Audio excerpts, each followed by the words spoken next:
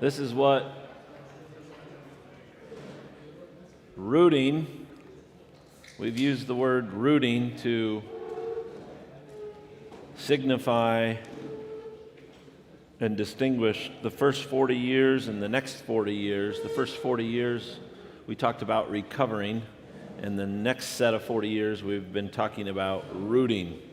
We have creative arts, art piece. I talked about that aspen grove and how it's rooted from generation to generation. It lasts, it grows, it has conflicts without and fears within, and it continues to grow and get healthier and healthier.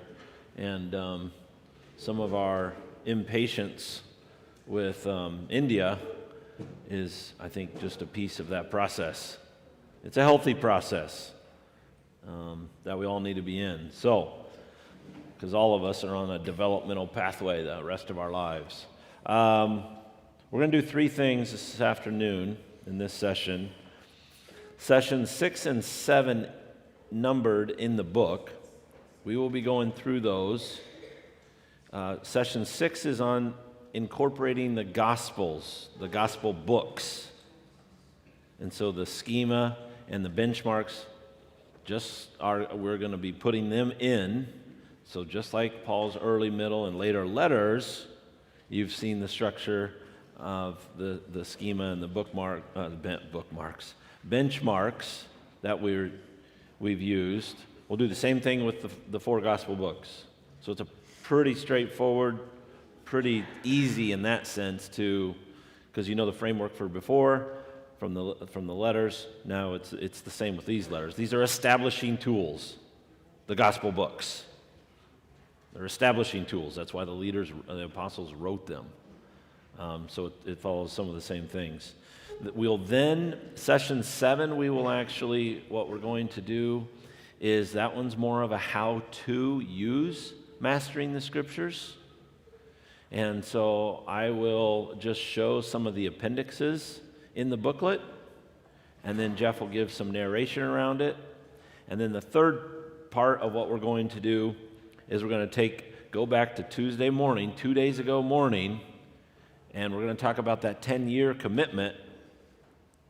And we're going to talk about how the pieces of what we've been talking about fit in a 10-year scope as we look out forward to that 10 years. So that's what we're going to be doing the rest of today. Sound good? That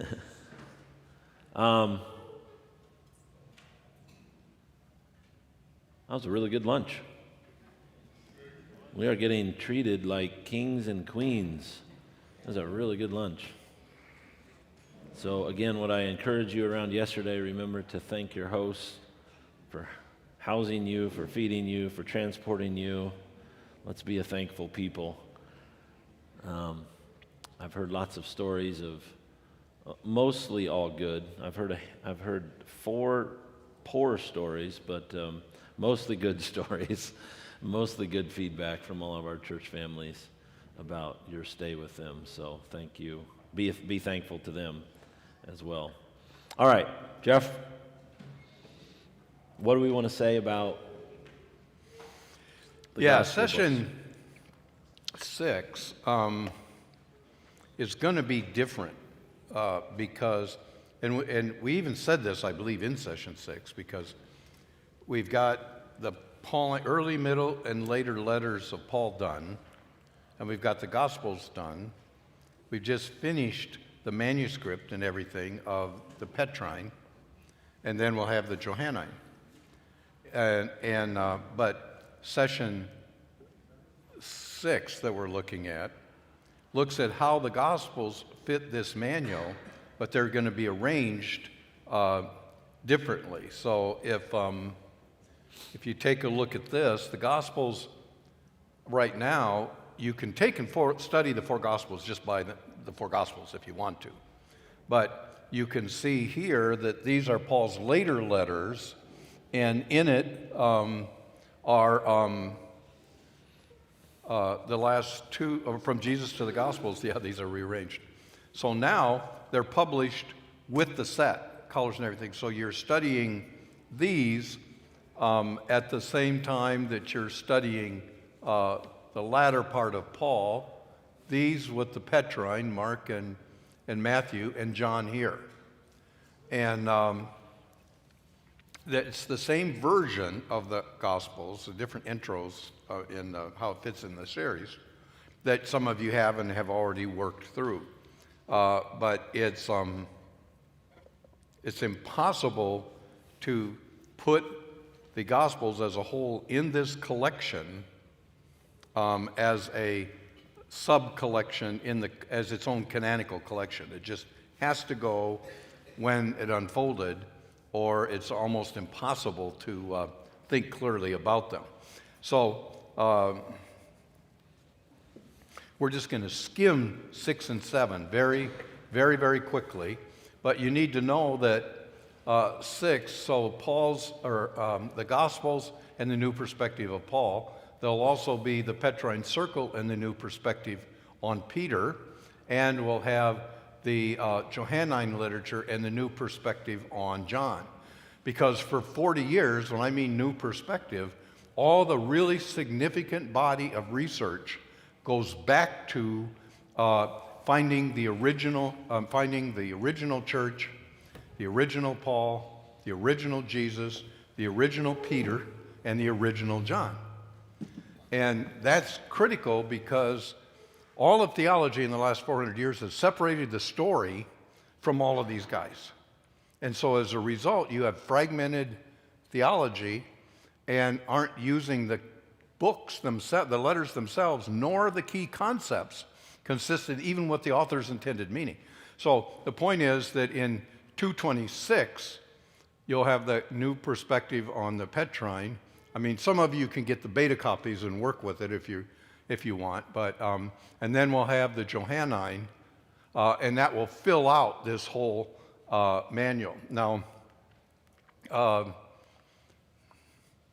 I'm just going to move ahead here, and we're using the same framework. So here is the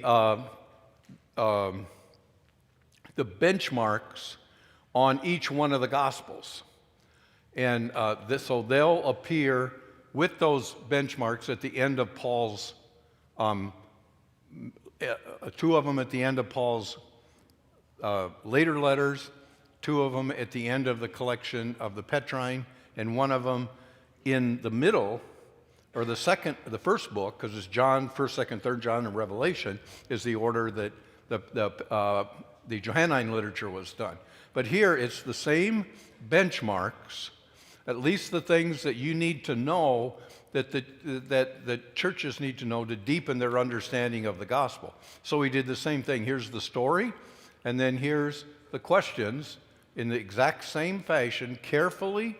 They're the topos-based topic statements again, not just definitions, but they're in there that carry the whole idea of that section within each of the. For example, have our churches in John 13 to 17. Well, I'm not going to go into any of it. We don't need to do that now. But then following it are the sessions. So after you use the assessment questions, you can go in and study that individual section as you go along. So it's the same process. Now, when you go back to the Petrine, we're doing the same thing. The heart of the Petrine circles are the Petrine circle writings are James, 1 Peter, 2 Peter, and Jude. And again, we've got the same concepts in here. The basic household text structure. Do they accept the authority? And it goes right down through the household pieces. Now, what's really amazing about this is that there's great symmetry with Paul's letters, but they're written to the Jewish churches that are scattered, same Jewish churches that were at Pentecost, and now it's right the decade before the fall of Jerusalem, and they're persecuted in tough situations from 2 different angles. One is the Roman Empire and the persecution of them, but the other is the Israel and the persecution of them. So they're without a home, wandering, And what it does is it gives a picture of how you take the teachings, the core teaching that was delivered by Paul, and nuance it with the special challenges for those that are in very difficult, dark, desperate situations, which happens when, for example, when we were interacting with, there's some great things going on in East African community, but when we were interacting with Stanley and we were interacting with Raymond, they're in failed state situations. One's out of the country because of the war that's going on, and the other one, everything's ground to a halt for a year because there's absolutely no gas. And so difficult situations all around the world. A lot of the varied persecution in India, the spot, persecution with the laws. And so you need to look at it from the special kinds of challenges that are there with this same body of teaching for those who are in a second generation and considering going back because of all the difficult situations. Very, very, it's incredible. And also to see the parallel, even of the structure of the letter of Peter's manifesto to 1 Peter to the Ephesians manifesto. And then we did the same thing with, we're just got one more session left, with Hebrews, which fits that. Now, the other thing that's going to happen, besides now doing John this year, all of his literature, is I'm working on, if you look at this whole thing as a church-based hermeneutic, and really the beginning of it is how to teach the first principles, then how to teach the story, and that's kind of 101 and 201, in a way, 301, but we're going to include mastering the scriptures, teaching Greek, mastering Greek linguistics, and then mastering Hebrews linguistics. And hopefully right now that the Greek one will be available. Now let me explain to you what's happening here on this. You'll be able to take the 6 sessions, and if you have a tool like Logos, and all of the books that I'm going to review of the core of the Greco-Roman are in Logos, and you'll be able to take the linguistics. If you understand teaching mastering the scriptures and the hermeneutic, you'll be able to do 6 sessions in the booklet on Greek, and you'll have all you need to know to use Greek well. And the same thing on Hebrew, all you need to know to use Hebrew well. And the reason is that when it comes to linguistics, and when it comes to how you use the languages, particularly, how you use the languages, Greek and Hebrew, it's been my belief since the mid-'70s that we teach Greek and Hebrew the wrong way in all of our theological institutions. And in a way that by the time you've done all the exhaustive work, even if you majored in it, it's very unlikely that you're going to continue to use it in ministry. So you go like this, out of ministry, you go down. The Reform people in South Africa are the most rigid in teaching Greek and Hebrew. And I've worked down there several times, and by the 5th year out, most of them don't even use Greek and Hebrew on the other side of it, because we teach it the wrong way. And what does that mean? And on top of it, linguistics is so misunderstood that I call it now Wycliffian, the Wycliffian error. And I've argued with the Wycliffe people since it started on Gene Getz's stage in about 1984, when I had presented some things, and it was his big Sunday morning service, presented things about how we needed to rethink theological encyclopedia, including linguistics. And then I met the linguistic people from the Wycliffe world, of which I've gone in and out of seminars, done seminars for them, and discussed this for a long time. But Wycliffe teaches linguistics and Bible translation exactly the wrong way. And it's expensive. It takes 25 years. And an example of that is we paid quite a bit to have our initial things in China translated by Wycliffe. And the Chinese finally came, you can ask Renton to verify this, finally came to the conclusion, we can't even use it. They don't even use it because it's such bad translation. Now, why is that?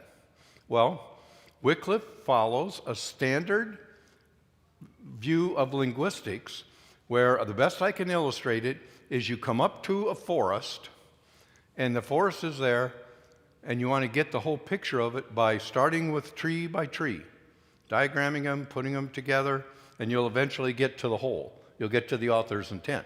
No. Linguistics, that's called syntactical linguistics. The linguistics that has been developing for 40 years, but doesn't even appear in our seminaries or in our what is it? Wycliffian families of several translators. What's been developing is what's called paradigmatic linguistics, or the broad name for it is corpus linguistics. And corpus linguistics, you know how we do the whole corpus of the Paul? And then you got the benchmarks, which are the literary sections. What you do in linguistics is you start with the corpus, and then you move to what's referred to as systemic functional linguistics. Now, what are these things? And then on top of it, now you got a handbook on new kinds of translation and methodology. So people have said, are you just making the word up, corpus linguistics? Or systemic linguistics? No. This book is a second edition. I think it's $250, and it's written by a whole number of authors, and there's an entire body of literature around corpus linguistics developing over the last 40 years. It doesn't appear in any of our stuff and how we learn the micro, starting with the diagramming and everything, and move to, and so you start here, you move to the systemic function linguistics, and that majors on hunks. So if you go back to my chart, the first one is corpus linguistics. You got to have that accurate. You move down to those benchmarks, that's systemic linguistics. You're now going to the stems of that argument, and then you go down to words. Because, and if you were to translate the Bible, the more we've moved in this, the more we begin to realize that, and you'll see this you'll learn it all the way through mastering the scriptures. Because I'm always going from the corpus to the intent to the literary structures and section, and then down to the core ideas in that summarized, and then there's usually in every literary section, there's usually 3 or 4 words that clue the organizing center that we need to really know according to the author's intent. And almost every single time you'll see the words that we choose are different than in our Bibles that were written and translated out of the last 400 years of theology. It's phenomenal when you get into this.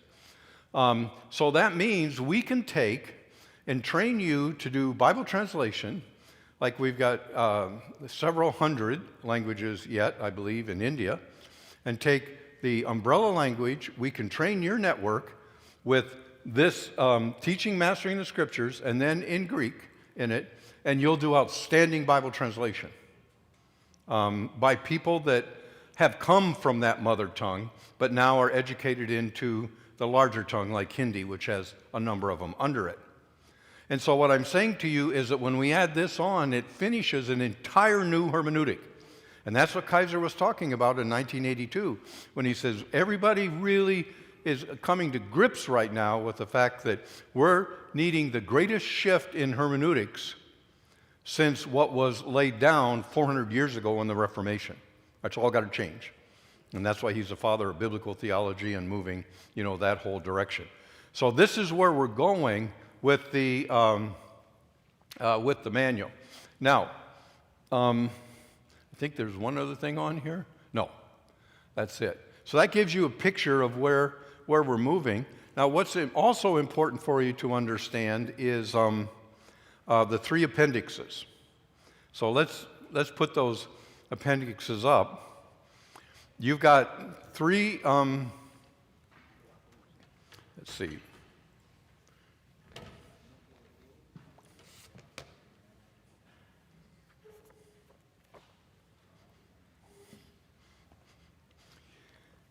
Now you can see that the appendixes themselves, uh-oh, I got Nancy's. That's not good.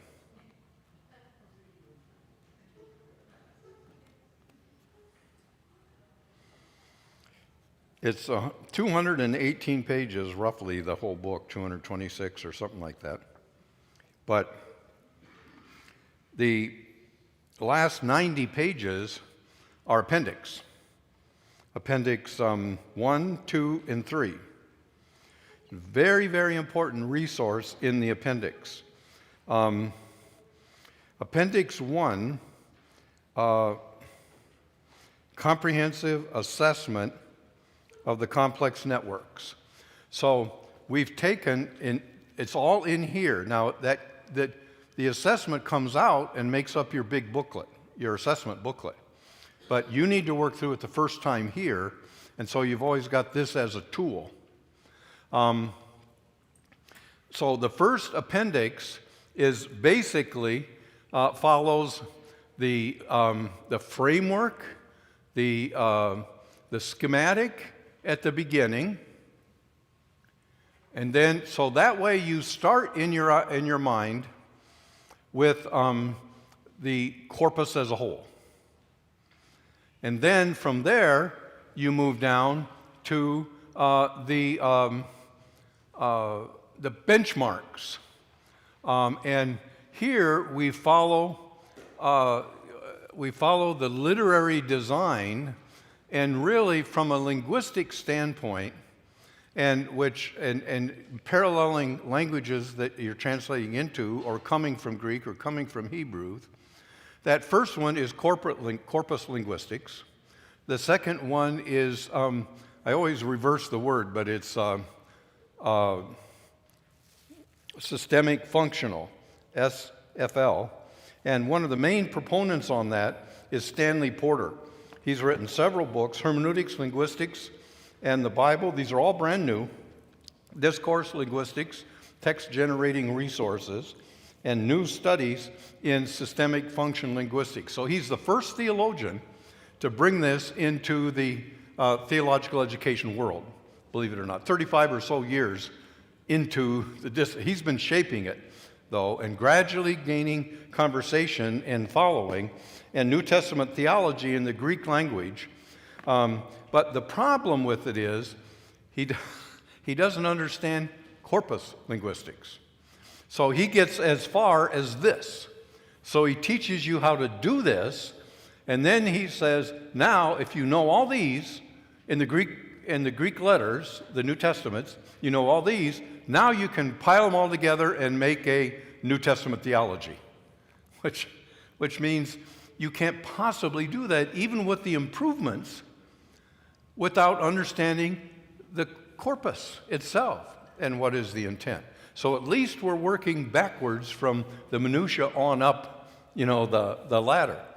And you need to be aware of this stuff because we're going to continue to be dominated in our theological education, probably for another generation of people that are teaching languages the wrong way and are doing theology without being attached to the story, systematic theology, and so the books will be nothing other than inductive Bible study for a few lessons and information. Okay, so after you've done this then, now we move into the assessment, and the first thing you do on the assessment is the overarching topos, which is part of the corpus linguistics.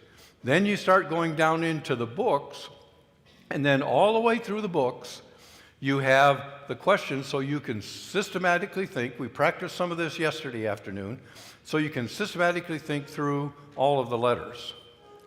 And then if you, middle letters, keep going.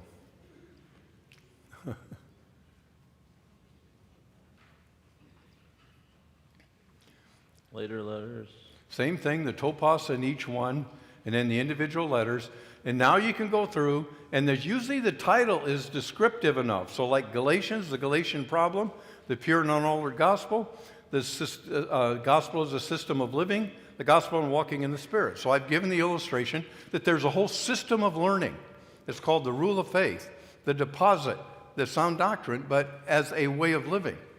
And then he talks about walking in the Spirit, and is walking within the sphere and growing the sphere of that teaching. It's not something magical. It's actually, that's where the Spirit develops us, because he's the one that Christ used to bring the whole grand strategy and deliver and reveal all of this to Paul. So then you can go through, and then we do the same thing on the Gospels, but the, let's see if it's in this one. After you get to the later letters, 1st and 2nd Timothy, Titus, 2nd, okay. Now, in the future, there will now appear the survey of the Gospels books, and then Luke Acts. There it is. Oh, okay. So here it's not fully integrated, but you can see the intention of the books, and you've got the essence of what you need. Then you've got the story at the beginning, the questions all the way through, and the ability to assess it. And the same thing will be there on the Petrine Circle letters, and the same thing will be there on the Johannine. And then you'll have the entire New Testament with the topos of the canonical sections, with the benchmarks for being able to see quickly where your churches are in need, and then the ability to do thorough assessment. Okay, now Appendix 2.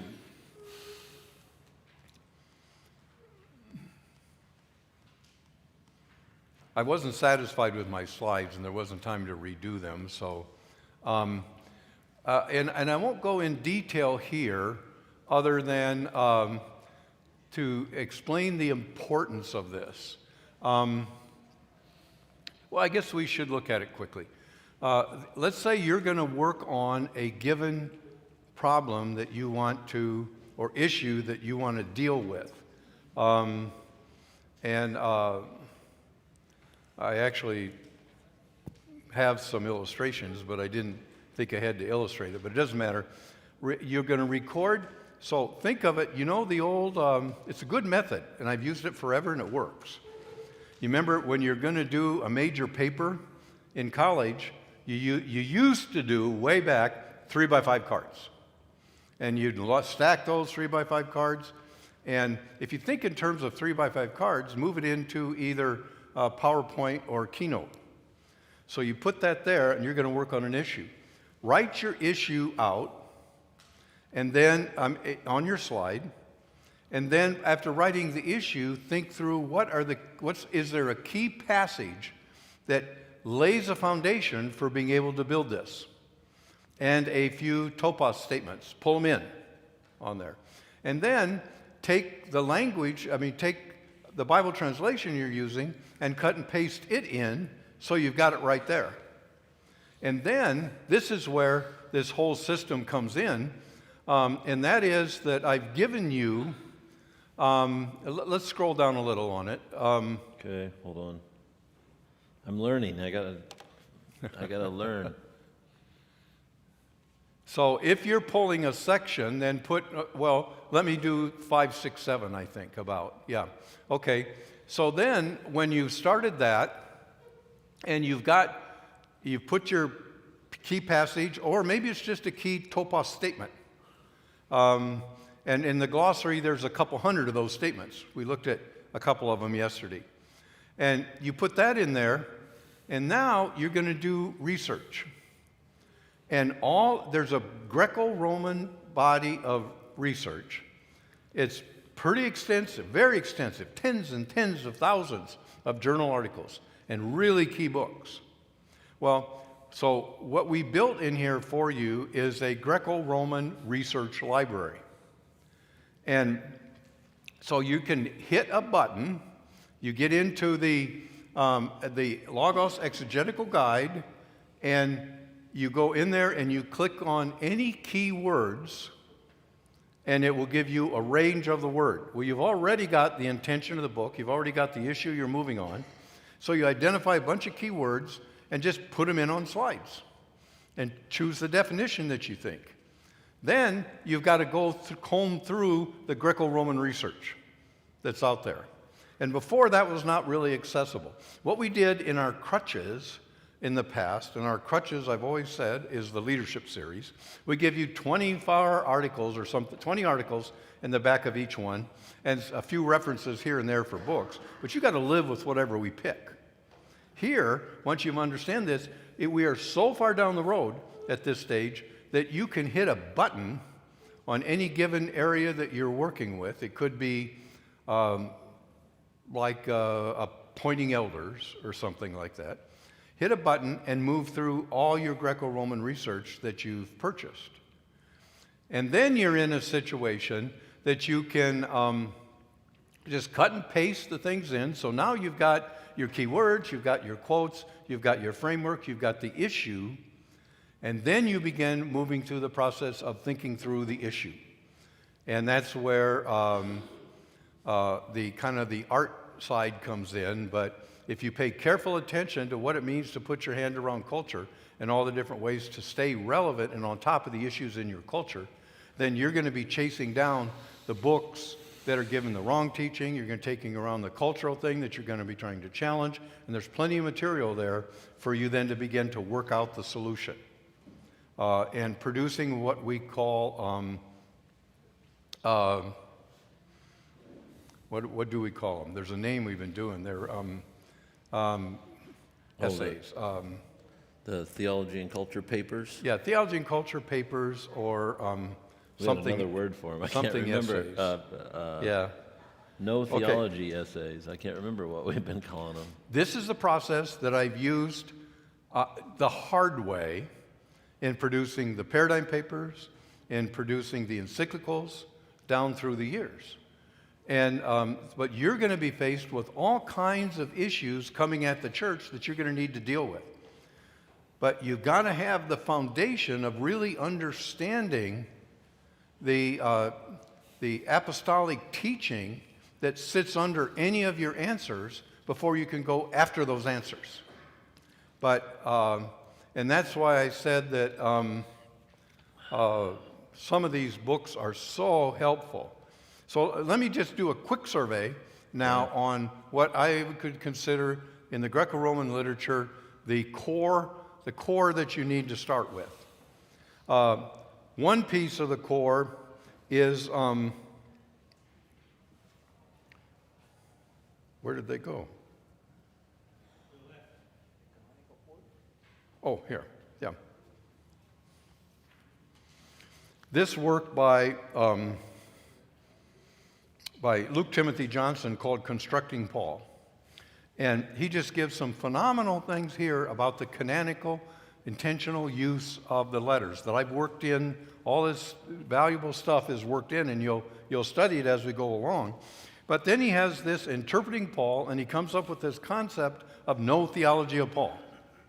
So what do you have in here? You have theological essays. There was a term that I started using, I just can't remember it.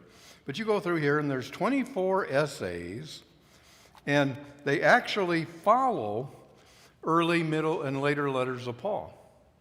So again, you take one of Michael's Global Dialogue papers, and we ran into a huge issue with the foundations on boards, because foundations give to organizations. They don't give to church networks in the same way. So when things are being turned over to Michael, the issue really becomes now Michael was 10, 15 years in the real business world, constructed these 600 non-franchise franchises, grew it from 1 million to 100 million in annual revenue. And so now we got somebody that will replace that. Yes, we like Jeff, an entrepreneur, but he was constantly a risk taker, always on the edge of the cliff. And he's got these yo-yos, which are a church-based board, out of the cornfields of Iowa.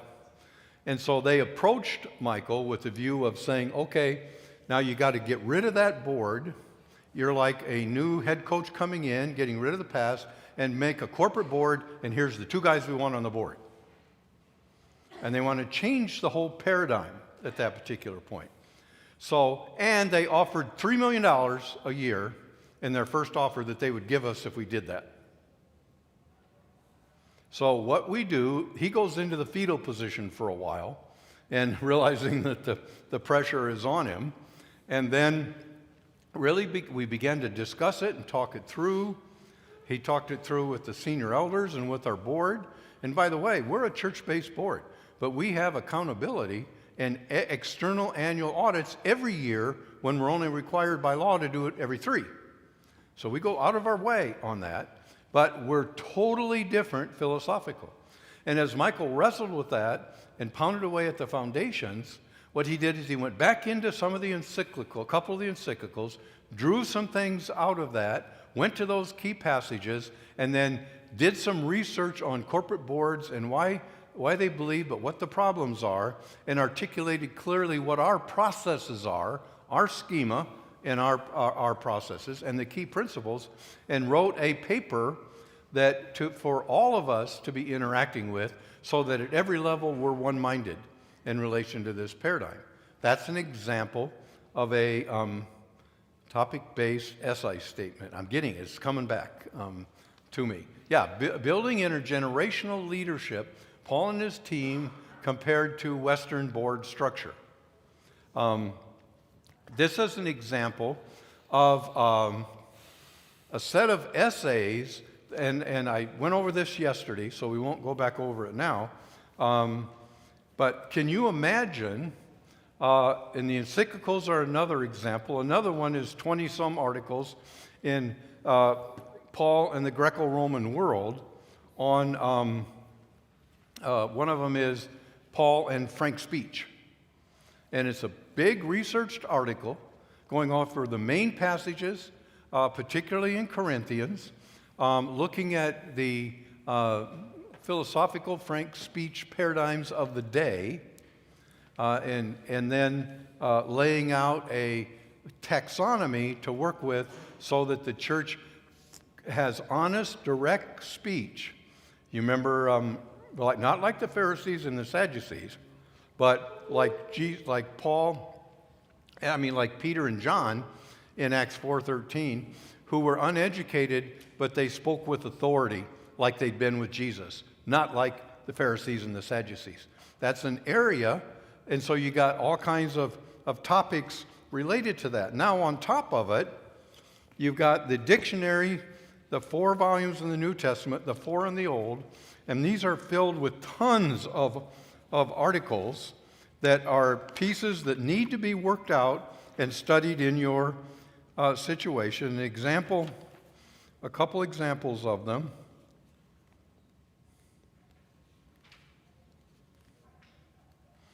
And the reason why these are important is and you can see I've got several pages, and I highlight the ones that I think papers need to be done on yet.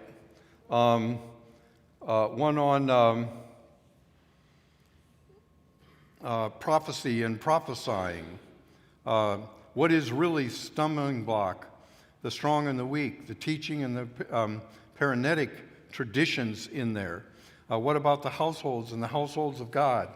And so you go through these and you get an idea, and then every one of these articles has a whole big section of articles of others in the Greco-Roman research that have dealt with things. So you have to begin to go through a process where you can do theology and culture. The bad thing about this is these things are phenomenal. They have the Old Testament too. This one was done 20 years ago. They just updated it. And a lot of the Greco-Roman scholars that most of you haven't heard of have written brilliant articles in here. The new one that just came out was filled with Wheaton and Fuller people that are not experts in Greco-Roman but will sell better. And so I don't even know if you can get this thing, anymore. But, okay, the point of the whole thing, though, is that you can tap into that research and then begin building out your foundation and then address the issue in your cultural setting. So when you go through Bloom's taxonomy, which we looked at yesterday, ultimately, if you work our system through, we're not doing all theology for you.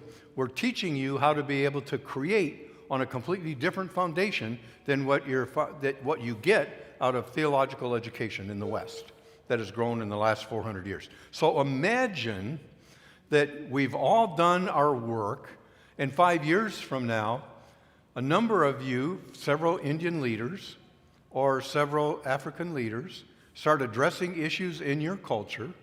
Very important, because if you look, for example, at Uganda, it's become 80% Christian, and the culture hasn't changed. So what are the issues that need to be dealt with in the churches? So imagine if we stand up here, and Joshua, being Joseph's son, stands up here with the first volume, and you've got 24 biblical theology essays that have been written by the African church. And we got another volume of the Chinese church. And we got another volume of the Indian church. And that begins to grow. We're doing theology and culture, working through these processes ourselves, so the entire system is designed to build a lifetime on that foundation. And that'll change the whole paradigm. Okay. Oh, yeah. So you produce a new or original work. And then the last one, people are already starting to complain. Why don't you integrate the last one? Well, yeah, just keep scrolling. I'm not going to go over others other than the fact that you also have the core library on the new perspective of Paul. And so I list all the key volumes there. Some of them are available. But an example is our pastoral care paradigm came out of Paul and the Thessalonians. And he worked for the subtitles, The Tradition of Pastoral Care. He spent his lifetime in Thessalonians. Or you have The Household of God, The Social World of the Pastorals. Why? A whole dissertation, this was a dissertation, on 1 Timothy 3, verses 14 and 15 as the organizing center of the pastoral epistles. Or you've got this one, The Social Setting of the Pauline Christianity. When you go through the Corinthians and really understand the nature of the conflicts now concerning all the divisions and schisms, the subtitle of this is by Thiessen, The Social Setting of Pauline Christianity, Essays on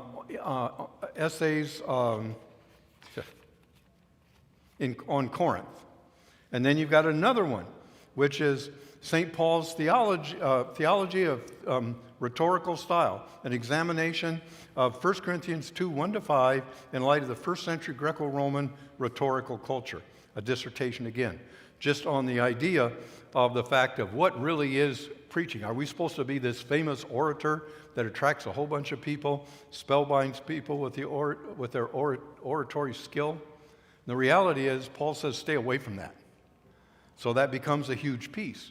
So anything that you want to go after, you can find a lot of additional research. Then you have to deal with the data that's coming to you of the false books, the false teaching, the things that are coming at your church, and you have to interact the right foundation with them.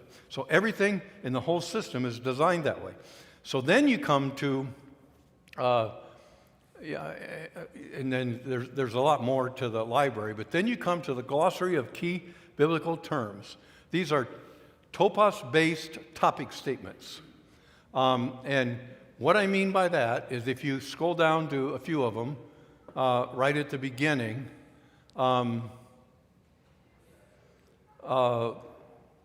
let's go a little lower and see if I can get one I really want. Yeah, let's say deserting the gospel. Deserting the gospel.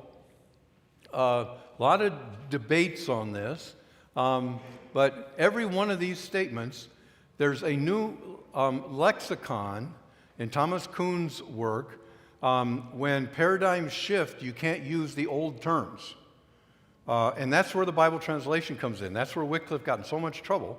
They took our terms that they didn't understand and attached them to terms that people would understand, that are theological terms that are already used and understood, and you completely lose the meaning and the point of what we're doing or what we're trying to interpret. So you've got a glossary, and so when you deal with very difficult concepts, whether it be the Didache, whether it be, and you scroll down through these, we give you a summary statement. And many of these summary statements are also filled with the Spirit, completely confused situation. In Galatians, you're filled with the Spirit refers to a person who is living his life, and progressing in the Spirit, implying fully embracing the kerygma and the didache, as received from the apostles, especially Paul. He compares it to teaching one another in psalms, hymns, and spiritual songs in the gathering. We kind of lay the foundation for these ideas, and many of them will be the anchors beyond the key passages that you go back to when you're beginning to answer issues and questions in your own churches. And you'll have issues in your churches, and that we need one-mindedness with the apostolic team and the eldership. You'll have issues in your networks, and you'll have issues in your civilization. And so we give you a pattern in here of how to go about that, which is the chart at the end of session 1. But the other thing we did here, and I'll close with this part, is first of all, you've got all the key words, key concepts is a better way of saying it, in Paul's early letters together. So as you're going through his early letters, which is establishing churches in the gospel, you can read through those a couple times, and it gives you the key ideas that are floating through there. Or as you're working through book by book, and they're building on them, and it's a new word and a new idea, and it's hard to hold it in your mind, you've got that to go to. You don't have to look at the whole thing. And it kind of learned to do theology in his early letters, his middle letters, his later letters. Same with the Gospels, same with the Petrine. But also in there, then, we put them all together, so you can just look them up alphabetically. Because it's important for you to learn to think within each canonical section, like Paul's early and middle and later letters. And all this is designed to prepare you to lay a careful foundation so that you can begin addressing issues, whether it's issues that you want to discuss as elders at a board meeting, or whether it's issues that you want to be serious and do major work on and write a paper, or some kind of electronic expression, of that teaching. So that's how serious we are about the fact that when you've got things assessed, you're doing your own body of work, and now you've got issues and problems, just like we went through thinking, here's the catalog of problems that Paul was dealing with, you can go at those. And even if you took that catalog this morning that we looked at of Paul's problems in the early, middle, and later letters, and you decided you're going to do a paper on each one of those as it relates to your own culture, the papers would have the same foundation, but they'd have different expressions, and different cultures. And then you've got a tool with all those papers to use within your churches rather than an academic and often abstract textbook, because the letters are situational, your papers are situational as you're dealing with issues and problems in your churches. Kind of scattered to do it that way, but the next thing we're going to do is really going to pull it all together on one page and why this is so important. You can turn this off till we need it again. It's 2:45. Let's not move to our other thing. Let's talk.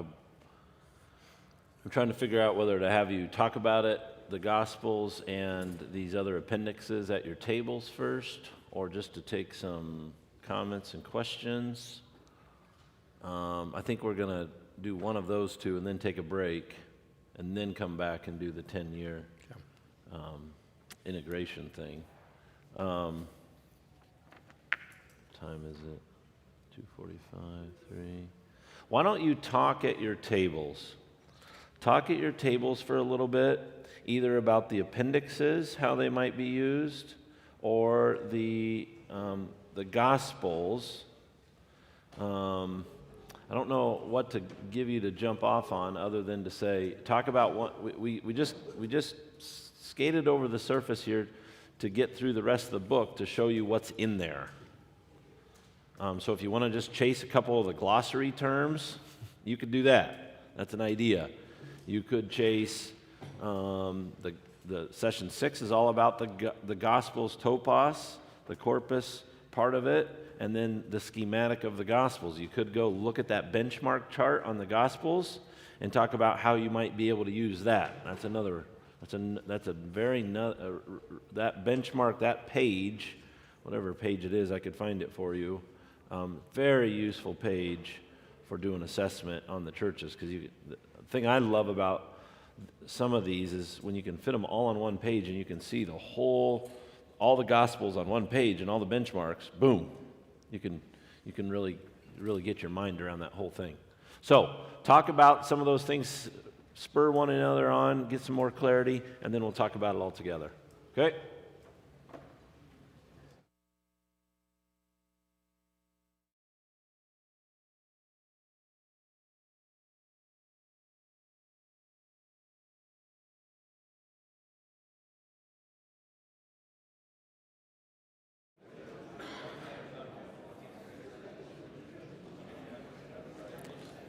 Zach's got the microphone.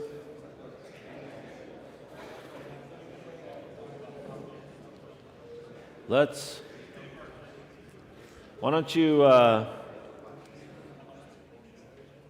you can share anything you want, but to give you some better jumping off points than that, you can just summarize for us what you talked about, or give us some of your reflections. Summarizing what your tables talked about is a good way to bring all of us into what your table was doing.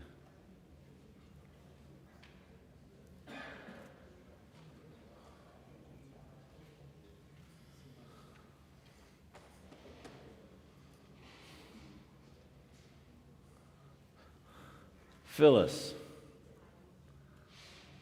we haven't heard from you all. You don't have to. It's okay. Your body language says no. Your language says yes. Your words say yes, though. Okay. Yeah. Right here. Phyllis will open it up. Thank you for volunteering me. Well, you speak before scientific audiences all the time. True. I think the biggest thing we have just talked about on the table is Thomas was saying no, actually it was not you, Thomas. Don was saying that probably I would have to do, translations for a lot more other languages. But then I told Don that even the English, the biblical theologies written in English would still need a translation into the new paradigm, because the language that has been used in these resources are still based off the old paradigm, and we don't have the books and the materials are not challenging us to think in the new paradigm. So I believe it's not just translation into other languages. I think English also needs translation. Yep.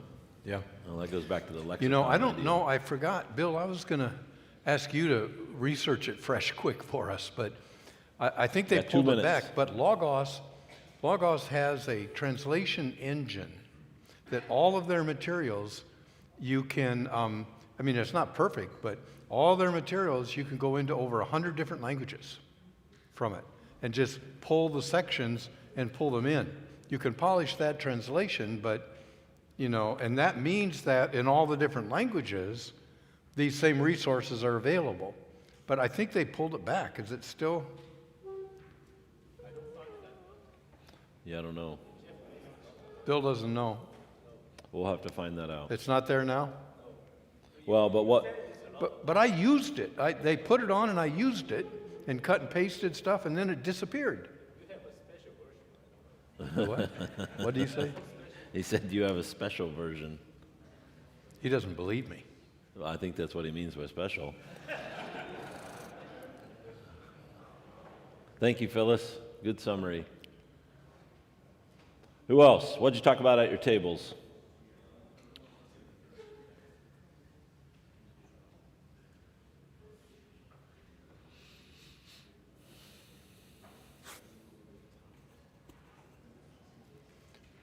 What did you talk about at your tables? I kind of want to know if any of you discussed biblical theology essays and what they would look like, or did you have any discussion around that?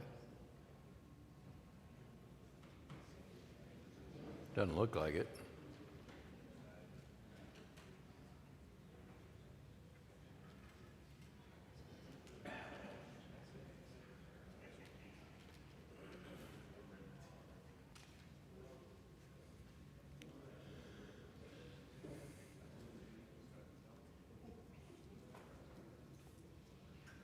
Michael, what about your table?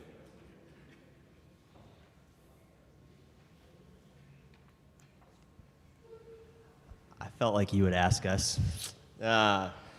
We kind of summarized a little bit of just kind of the whole week a little, and just started from kind of the beginning of this week's conversation of just thinking of the framework of your topos being up top, but then getting it all the way down to this section where now we have the gospel frameworks, but now we even have, or because of the framework, we can put the gospels into it, and then off of that, you can start this translation process. And as a table, to be honest, we kind of discussed a little bit what this translation process looked like, and we were swimming around it a little bit. We're kind of saying we kind of get that there's an idea, and that we get there's a framework for that idea, but if you asked us to go translate today, we would be a little lost. But we get the process of it, and we're just kind of thinking through some of that. But overall, I think the consensus of the table was just really focusing on that top framework.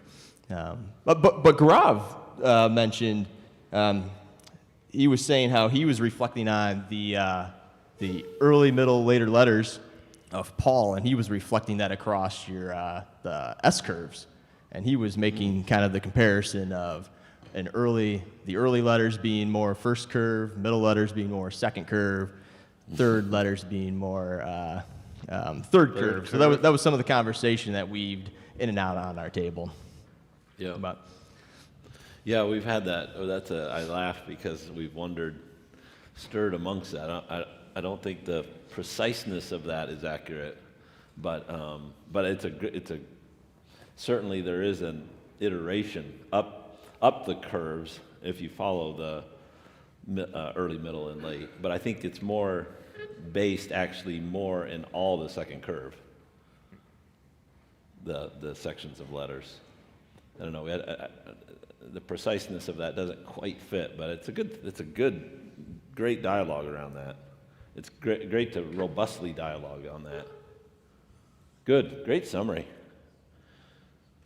I feel like we were in your conversation, and that was a good summary. Well articulated. Who else?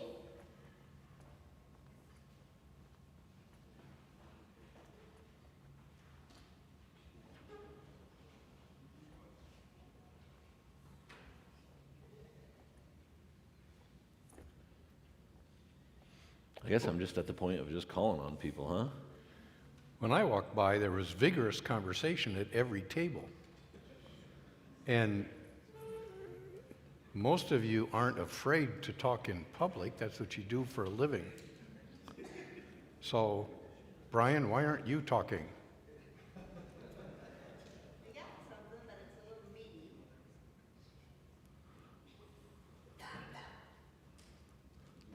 meaty. Zach is using.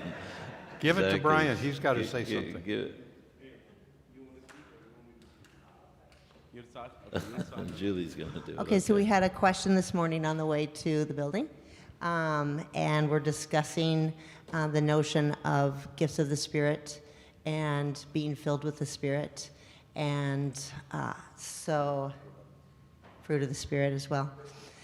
And so as you were prompting a thought to be discussed, I had already noted that, filled with the Spirit as one of the topics here in the back of the book would be a nice thing to hit for a few minutes to move the needle maybe a bit further in our conversation. Big topic to be covered, so we're not going to be comprehensive, of course. But so we went after that a little bit, and we're looking at beginning to look at this in light of what the framework of Christ's strategy is, and the principles that are laid out specifically in 1 Corinthians 11:17 through 14:40, and then also is bringing up in Ephesians 5 the part of what I see as the definition of being filled with the Spirit, as speaking together, speaking to one another in psalms, hymns, spiritual songs, singing and making melodies in our hearts, constantly giving thanks, and submitting to one another in the fear of Christ. With those things being the evidence that we see in Scripture of being filled with the Spirit. as well as what we see in 1 Corinthians, that where the description of use of the gifts of the Spirit, how they would be in operation within the gathering, the main point being the purpose, all for the edification of the church. So we were discussing today about the notion of being filled with the Spirit being linked with maturity. Yeah, I'll let Brian share a little bit more too instead of hogging here. Yeah, I think Julie pulled out this topic from page 186. He's Because- prefacing it. Because it was started in the morning in our car, so filled with the Spirit. My point is, like, we come from the Pentecostal background, and all our brothers and sisters are here. So, what I was sharing is in Acts 1:8, when Jesus said, "You will receive the power when the Holy Spirit will come upon you." So the power is to witness. So what I see, it's very important for us to understand as a nation that it's so important to embrace the charisma and also the what is called Teaching. yeah, the teaching and the apostles' teaching. So one side of the coin is the power of the Holy Spirit. And what I was saying, that we come from a land where we see the witchcraft and we see the black magic, and there are people that needs to be free from the possession, and then obviously there are healing. That's the one side of the coin. But the other side of the coin is the work of the Holy Spirit is to call to the maturity. So it's very important for us to understand that it's also a spirit work to understand deeply the Word of God and practice in everyday life. So it's very important to balance both the charisma and dedicate and passing on those teachings, what we have received from the apostles, and also as well as proclamation of the gospel. Not just focusing on the power and the spiritual warfare that we talk about. Obviously, that's there.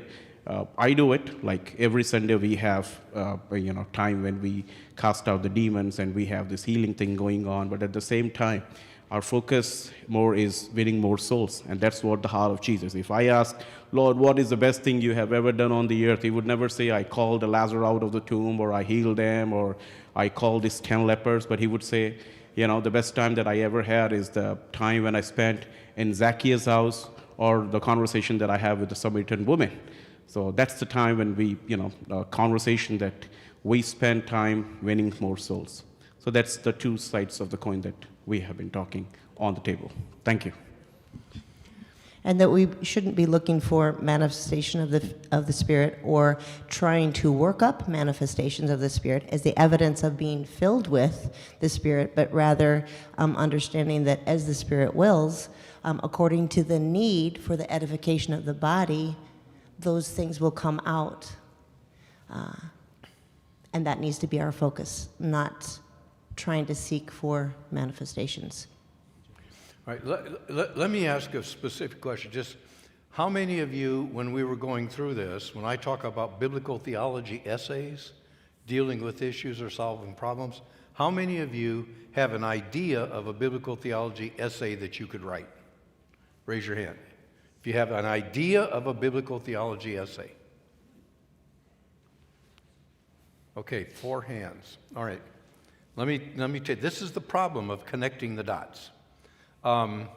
If you're renewing a church, and it's a sizable church, and you can't get the renewal done, and let's say it's a church of 400, let's say it's a church of 1,000, and you've got 5 or 6 pastors, 2 of them are Dallas Seminary grads, want to build a mega church, have that kind of philosophy behind them, and you can't get them to change, all right? You changed because you went through some of the resources and material and developed convictions. And invariably, change doesn't come. But if you went through this whole process and you said, okay, here's the issue and problem. We've got key teachers. They don't understand that the church is a family of families. They want it to be an organization. And so as a result, we can't renew the church. Then you go back and do your work and how you make the case. What are the key passages for the fact that the social structure of the church is a family? And why does the family of families need to be there? And then you turn around and address your own situation and why it doesn't match that. And then you build some recommendations. Maybe it's 8 pages, maybe it's 10 pages. Then you sit down with the elders and that team and say, can we go through this together and make your case? Because the arguments are more powerful. So what I'm saying is if you're renewing a church and you've got 8 problems and you can't get through them, then you need to become an expert and out of your basis put together your argument on that issue or problem in a very careful way and win the argument. That's an example of a biblical theology essay. So if you're trying to solve them, you're probably going to have 6 or 8 of those going at a time, and it takes contending for the paradigm to be able to do that. But what happens is we can't get churches to change. This is so important. This is why we dropped our city initiatives, because if to bring about change, you've got to understand these ideas and change the church that you're in, starting a new one, whatever, and then change other churches and other churches in order to have a church for the city. But if you just say, there's a church for the city, and so we get along and hopefully we're going to bring them, you're never going to get anywhere, long term. And so getting people trained to be able to use this stuff, and like Paul says, powerful arguments, and winning those arguments, you're not going to win them by giving them my encyclical or by necessarily taking through one chapter. You're going to win it by you go through this thing. So when Michael does his charts, you've got a chart, and you chart out what's wrong in your own church situation. And you put that thing together, and you may do 6 or 8 of them and sit down with a pastoral team and a board before you start tipping it. And so I'm not talking about, an encyclical is a really big biblical theology essay, because I'm taking on the whole discipleship movement, and I follow the same process and same method. But you got to do it week in and week out, month in and month out, if you're going to be in the renewal process. Otherwise, leave, start something fresh, get models going, and from those models, try to change the church of a city. But it's not the church of a city that we just all do things with that are completely unestablished, and in many cases, working against the paradigm of the way of Christ and the apostles.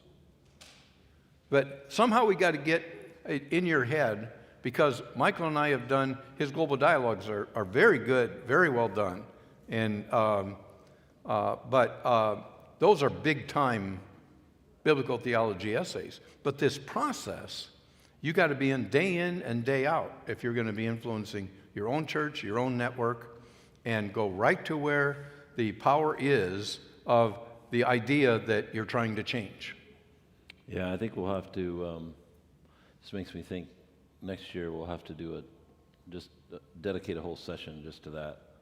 What is just doing biblical theology essays? I've got an outline of 4 main points on how to do it. Maybe just to put a piece of the puzzle together here, that the reason why those resources are important, the reason why the glossary is important, the reason why understanding, we talked about the Gospels as well, but those last 2 pieces, you may be wondering to yourself, why is Jeff talking about biblical theology essays? So the reason is because as you get you have the topos, as you have the big ideas, and then you have the benchmarks, now you can tie yourself to those you can tie yourself to the schema, you can tie yourself to Paul's traditioning process or the apostles' traditioning process. So you can have confidence, you can work with confidence. So in these little biblical theology essays, you can repeat that in your own words, and then begin to list the key issues. I did one on parenting, recently. One of the key issues is helicopter parenting suffocates for people not to be able to contend. So you list those key issues and you begin to give the principles and some processes of how we're going to overcome those key issues once you've and you need to use these other resources and the key phrases from the appendix. And then you're solving that parenting our children to contend for the faith problem in your context. That was as an example. Did you just follow kind of the 4-step? But that's why the resources are there. We're not, I mean, we're only giving you the resources so you can build it.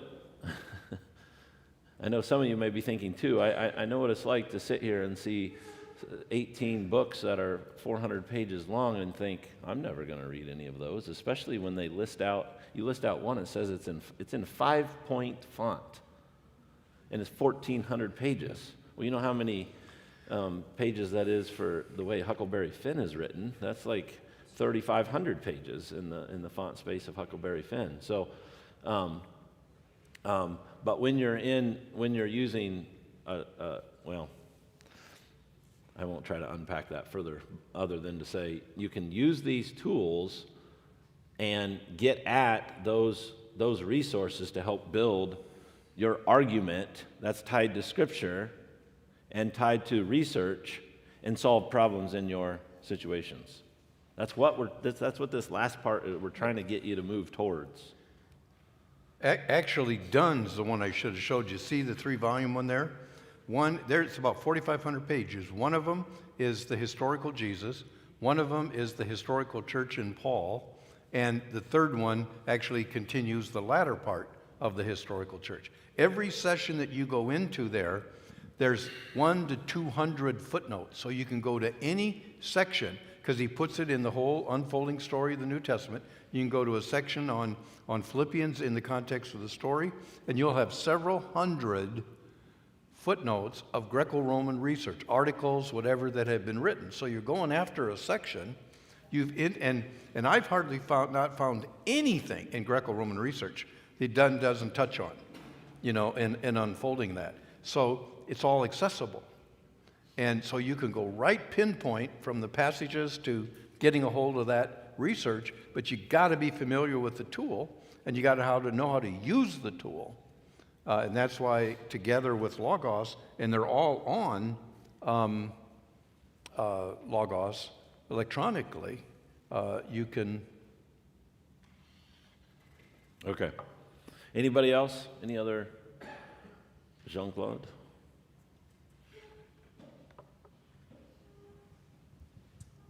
Yes, so it's maybe not a question that's that we were supposed to deal, but when we received the first book, this one it was yellow, and inside, when you introduce the taxonomy of the gospel, you start with Mark. You put Mark, Matthew, Luke, Acts, and John, and on the new one you change the way they are. So you start with Luke and Acts. Is there what brings you to do this? And also on the dashboard, that's still the old version. Yeah. So sorry. Yeah, we'll get that corrected. No, it's not. That's the joy of getting all the beta copies, Jean-Claude. Yeah. Yes, it was 1.3 and 1.0. I was influenced a lot by the chronology that most people were in that took Mark as the first gospel, because it was the smallest, the tightest, the simplest, and most people put it at about 47. But when you really reason through Paul's relationship with, Mark's relationship with Peter, and Peter's gospel and the unfolding of it, and church history showing us that that John Mark was really Peter's disciple, and you look at the nature of how he's addressing Jewish audiences in there, and how it's unpacked with, unpacked with Matthew, then you have the framework of Peter's sermons. You have Peter kind of discovering parts of the gospel as it went along, and since Mark is actually, most people agree that Mark was actually the one that was codifying Peter's gospel, and Peter dies in 64, and Mark is pulling manuscripts together. It seems very unlikely that Mark would, with Peter alive, would turn around and write the whole gospel ahead of time himself. And it's so, but those two gospels fit very much into the Jewish audience, just like Luke, Acts fit very much into framing in all of Paul's stuff. And of course, John, was later for sure. So, yeah, and again, I did quite a bit more work on it, and it's just better. It's just more likely. But I do say a couple places in there, probably, on a couple of those. But the more you work with it, the more the evidence becomes clear. And also, we were forced to, we always believed it, but we were forced to move the Gospels in and around the collection of the time they were written. And so therefore, I think I was just influenced by the data of the synoptic gospel arguments of what came from what, and that Mark was written early, but it doesn't fit. So we basically changed it. No, but it's not a criticism. It was just to know how you move this and why. So that's... Yeah, I know. I'm not interpreting it as a criticism. Good. Thank you. My skin got thick a long time ago because when you start publishing stuff at the level and rate we are, and we're growing, and you all are crowdsourcing, you better have ability to respond quickly to a mistake that you've made, in the process. So thank you for the answer. Fair, very fair. Good. Man, our desire would, as you get into a table here, we were talking, I joined them just for half the time, and man, just getting into the book of John. They were getting into the column of the book of John. Man, if we could just spend this whole time just going through every single book, it's topos, it's author's intent then, and literary design. It begins to fill out a fullness to that question, Jean-Claude. You've heard me talk, how many times this week have I mentioned Hebrews in the 5 exhortations? Because it begins to live in your mind as a framework, and that's the way it should be. Okay, let's take a break. We'll come back and we'll talk about the next 10 years.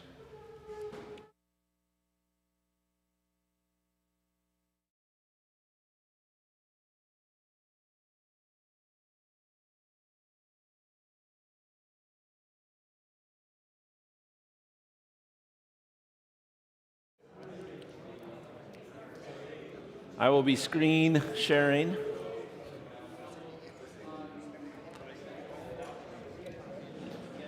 Felix, Julio, Isaac, Amui, you can go do what you need to do. Isaac, James, James, help hand out.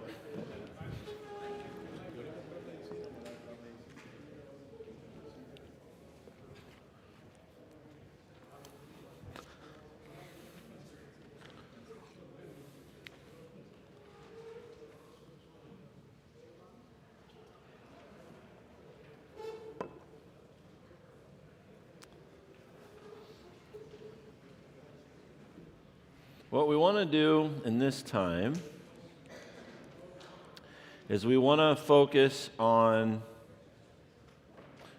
and return back to a 10-year scope. And before we focus on that, right over here on the far side,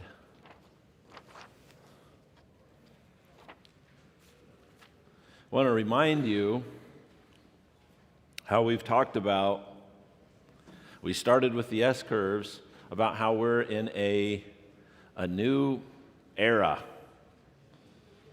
a new time, a new season. And this new season is really focused on moving up the second and the third curve. That's why we started with the S-curves.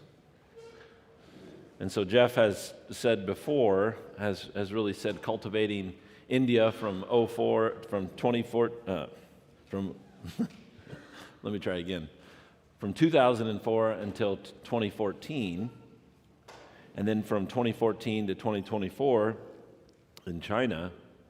And now with those two sets of 10 years of total of 20 there of cultivation up the first curve, we're really entering into the next curve, getting spun into the next curve, and that is building complex apostolic networks, building networks of churches that have teams, apostolic teams that stir amongst, expanding your churches, having hubs, clusters, and having these nodes, having the smallest piece functioning as families in their gatherings. So it's important just to know that that's where if you fly above the whole world and look down upon it on where are we in pushing the paradigm, TWC, up the curves, that's where we see it from a global perspective. That's right, Tom. So, because that then prepares you for the next set of 10 years. You can kind of, the title of the S-curve paper is Discerning the Past to discern our present and our future. And that's what we're doing here with these phases in this next 10-year network commitment.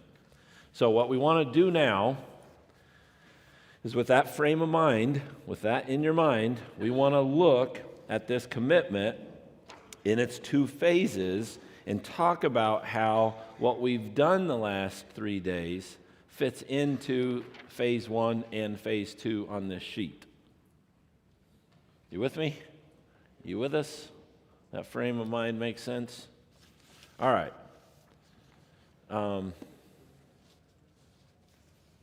I think we're ready to walk through. What we're going to do is walk through. You wanted to do something with James Dunn? One little thing. All right. We're going to go back to James Dunn. You turn your microphone on. Turn your... Till you turn it over to me. Unless you want me to... That's right now. I'm turning it back over to you. Okay. Dunn's, I talked about his Christianity in the Making, the 3 volumes. This is my primary go-to source because it's all in the context of the New Testament unfolding itself. Like in this section, it's living responsibly by the Spirit, 5:13 to 6:9, just a few pages, some bullets on it, but the whole section is the Aegean ministry of Paul, phase 1, and it's one of 37 chapters in this. You can see this print is small, but this chapter alone has 409 footnotes. That means that by going back, he's going back into all the Greco-Roman research, and just on that section in Galatians. Or it might be a section, he does beautiful jobs on things like 1 Corinthians 16 and Romans 16. The point is, you can have a tool, know how to use it, you can jump in and say, what does he say about this small Galatians passage?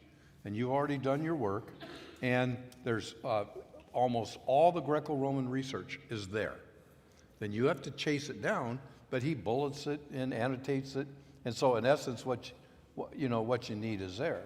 And all this stuff is immediately accessible. So if you're using a simple system and you're putting together an essay, that you're going to win the arguments of your peers, the elders or whatever, eventually, not only do you know how to use this, but as you start doing those that get more and more skillful are doing biblical theology essays for the network. And as some of you are doing really good ones in the network, and you do them as a network of networks with other networks, all of a sudden you're setting the theology pathway for for church networks in a civilization. But it has to be on the ground, winning your own situation, and then cycling. But it's just phenomenal stuff. It's so accessible if you learn the system that we laid out. Okay. All right.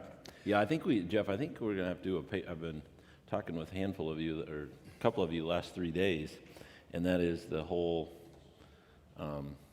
disciplines of what your daily, weekly, and monthly and annual life looks like in order to have a personal, the world calls it PKM, personal knowledge management. How do you read? How do you write? How do you keep track of things? That's all wound up in the topos of being disciplined as a soldier, working hard like a farmer, and how many times can I say it 3 different ways, and train like an athlete. I think we're going to have to do something on that to help give some guidance. Okay. All right. You've got a single sheet in front of you, and I just want to tell you the story kind of how this represents where we're at right now and the commitments we're asking. In China, like Michael said, we did a lot of cultivation in India, 204 to 214, and then tried to start scaling things. COVID was in the middle, and now we're at a phase that we're going to be asking for this. In China, it's 214 to 224. So I took 37 trips into China. Together with Renton, we did on Wednesday nights for 4 or 5 years for 3 hours, 3.5. I do the first hour and a half with questions and so on. We've taken them through encyclicals, MTS, etc.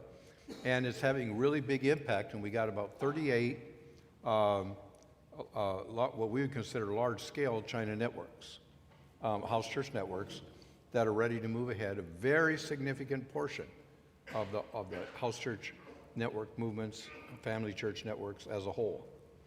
But now that they've experienced the first principles working, worked with the encyclicals, they're doing the first principles at a pretty good scale across most of their networks, and we've started into the MTS with some of the very top leaders.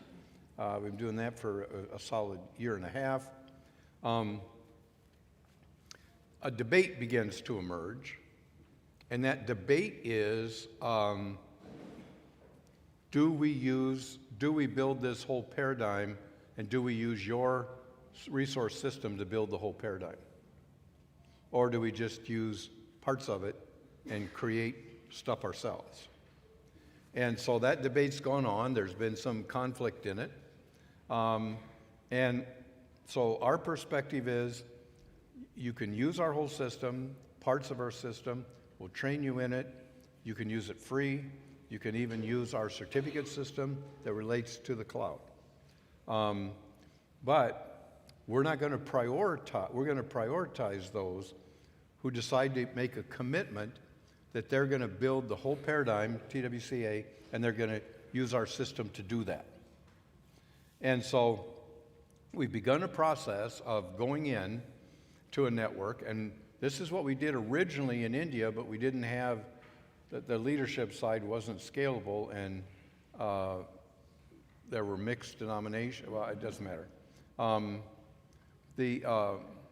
So we will go in a first time to the key leader and 2 or 3 of his top people and make sure they understand the whole system. Renton may go in ahead of time, but regardless, then I go in, sit down and lay that up. If they say, yeah, we think we're going to want to do that, then we ask them another meeting to bring maybe 8 to 10 of their top leaders. It's the same pattern everywhere in the world, in the Global South. And then if they say, yes, they want to keep going, then we'll ask for their next sphere, which is usually about 25 to 35. It kind of follows that pattern everywhere where there's networks. And then if they decide they're going to do it, then they make this commitment. Now, for example, we were with a large network out in the Inner Mongolia area, but they're spread all through, probably the largest network in all of China. And they wanted to see the whole system. They asked for Renton to come in, and he sat down and went over the system as a whole. Then we went to the next sphere, and he set up a meeting where he and I spent with the 4 top leaders of this network. There's 4 big networks, and then collectively they have over 1,000 small networks. And some of the 1,000 small, well, it doesn't matter. either not get into too much detail. So we went over the whole system and what it would take, what kind of commitment we were looking at. And when we really laid it out, they said, whoa, we got to evaluate our priorities. This would rearrange a lot of things. And so they said they were going to meet another meeting and then let us know. So 2 weeks later, they had another meeting and they decided to make this commitment and go with the whole system.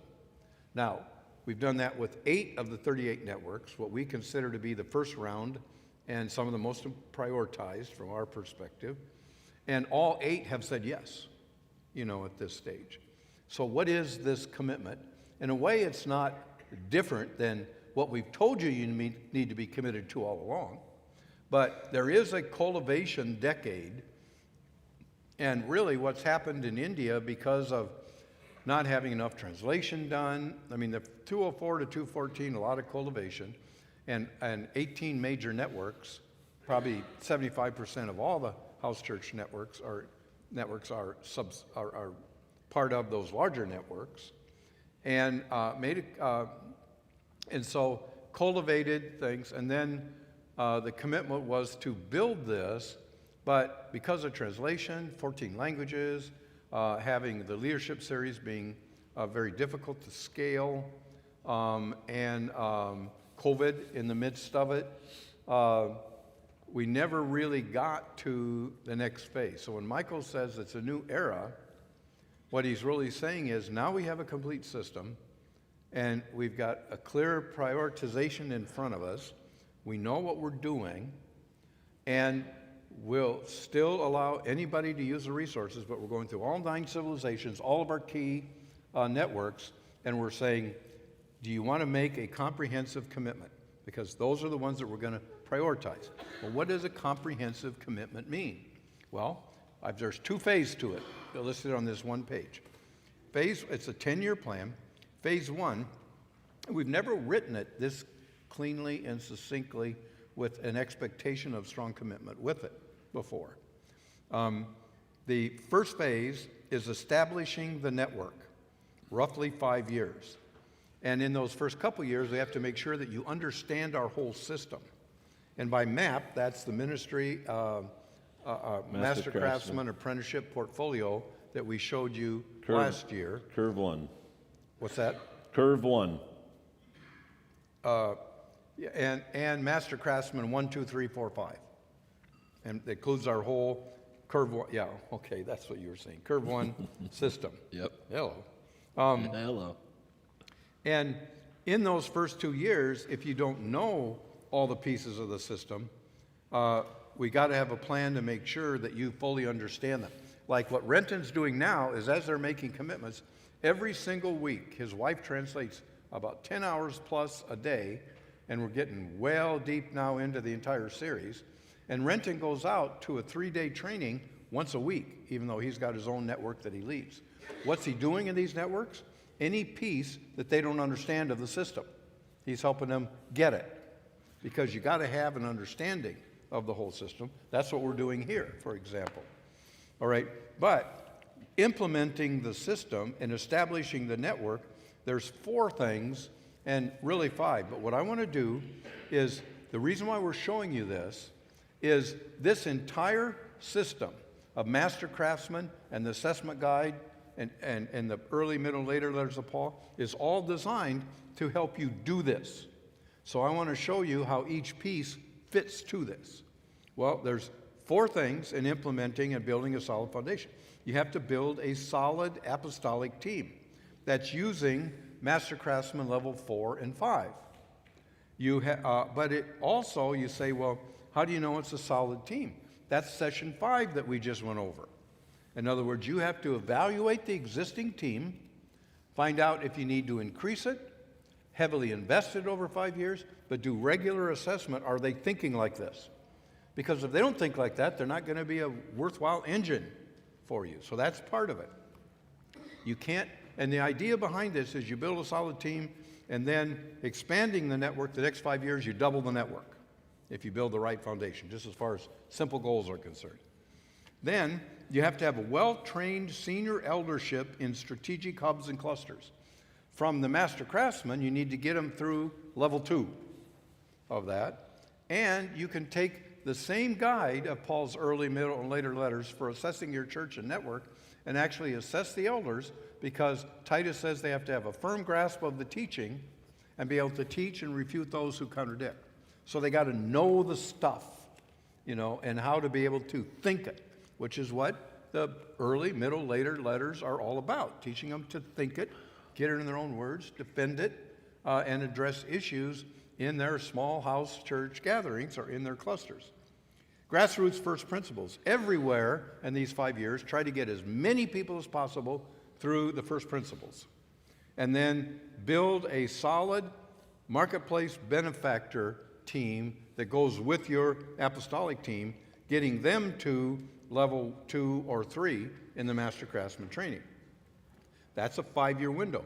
The last piece on there, which isn't on there, is inaugurate in the process of this the gathering of the meal and the symposium. Now, in the midst of that, there's 4 ways of doing it. So if you go to the end of the gathering, I say if you've got a mega church, here's a way to do it. If it's a network church, here's a way to do it. If you've got a brand new church planning network, here's a way to do it. But the point is, you don't just jump into something if it's going to tear stuff apart. But in that 5 years, that core has to be in place because everything grows out from it. Then the second 5 years, mapping complex apostolic network, working with this apostolic team and these senior elders. Now you know that complex networking of hubs, clusters, individual multiplying key churches, and the apostolic team, that complex network map. You need to identify the Way of Christ and the Apostles' key hub churches. Now, you'll be sketching some of that out earlier, but you really don't know where to invest until you've got this solid foundation and find out who's really getting it. Because the hub you want might not be the right hub because they're not getting it or whatever. Identify where spontaneous expansion is happening. Because if you're doing a good job in phase 1, I think in years 3 or 4 and 5, you're going to see spontaneous expansion starting to move. Especially in these Global South networks. Then you got to identify emerging church clusters, like the Lycus Valley, Colossae, Hierapolis, and Laodicea. You're going to see some churches in very strategic cities, but you're going to see some churches in small clusters around cities that are oftentimes clustered together. So you got to identify them. Then you solidify your apostolic team and grow it. So you've got a third Timothy Titus types, a third benefactors, and a third women co-workers. Now you can set goals for the numbers of leaders to be trained in phase 2 and set goals for new churches to be planted in phase 2, and then set the grand strategy and master plan. What Michael and I do every year is I work on the grand strategy, and then we work together and get one-minded. Then he works on the master plan for usually a 2-year window. We update it every year, and we spend significant amount of time. And then we sit down with our leadership teams and particularly our senior elders and work over this carefully, because our general belief is you got to have a sodo-modo balance, and the eldership, even though we're the ones that have the calling with our team for the intentional expansion, it's got to be something that there's a one-mindedness around, because the churches have to be a resource for participation. So then, shaping strategic expansion. This is the apostolic team and key elders, senior elders in some of the key cities. So you expand MAP, that is the training engine of level 1. You expand that everywhere. Elders, deacons, leading women, marketplace leaders, benefactors, everyone. One of our churches, we got 7 grandmothers through Mastering the Scriptures on Paul's 3rd series, 1st and 2nd Timothy and Titus. Bill led them through it, and the church he was part of leading. And they complained at first, they didn't say we're 7 old ladies, but they were kind of saying that. Why do we need to do this? And Bill suggested that since Timothy came out of the work of his grandmother and mother, maybe they need to know this too. In other words, this is not just material. Everybody's got to be established. If you're parents, you got to be established. You know, how are you going to work with your kids? Well, So, Jeff, take that even further. The young man right here who's not paying attention, who's on his computer, he is yeah, that's true. Sorry, I called you out there, Isaac. he is what? He is the grandson of one of those grandmothers. Yeah, yeah. That's right. And beside him, And that's why he's paying is, attention better. But he is an not one of those emerging leader. mothers, but He's an a emerging. grandson. He's an emerging leader with us. I was calling him out there, but he is an emerging leader with us. So the story flows through. Very much so. The commitment of those guys are amazing. They're kind of a pain in the butt, but they're really amazing in their commitment level. It's true. But I wanted to tell you that, but then I can see your computer screen and I can see how you're scrolling through things. So I was distracted by that. Okay, go ahead. It's tough to be with ruthless. us. Okay, so shaping strategic expansion. Because as this expands, problems are surfacing, and you need apostolic shaping across it. And so you expand them, training everywhere, identify emerging church clusters, facilitate spontaneous expansion in hub and cluster churches, and plant intentional churches. And by the way, when we laid out our plan, it's taken us quite a while to get the stability through everything that we're doing. That's why we had to create the counseling or shepherding and counseling system and develop it fully and spend a year and a half training the senior elders and their wives to have the capacity. But from the very beginning, and so now we got multi-level generational churches, but from the very beginning, the plan was intentional churches. What does that mean? Well, you start an intentional church. If you want to start a church with older people in a assisted living, then you start a church in the assisted living with older people. Or if you want to start one in a certain ethnic group, or sometimes even in a neighborhood that are zoned together, all the groups are not 3 generations to begin with. The churches have to be intentionally, strategically gone after, and they're homogeneous. Intentional churches, and then every year you update the grand strategy and master plan annually. So this is a decade-long commitment and the elements that go into making it. So what we're doing is we're going around and we're saying, like we've got 18 major networks in India.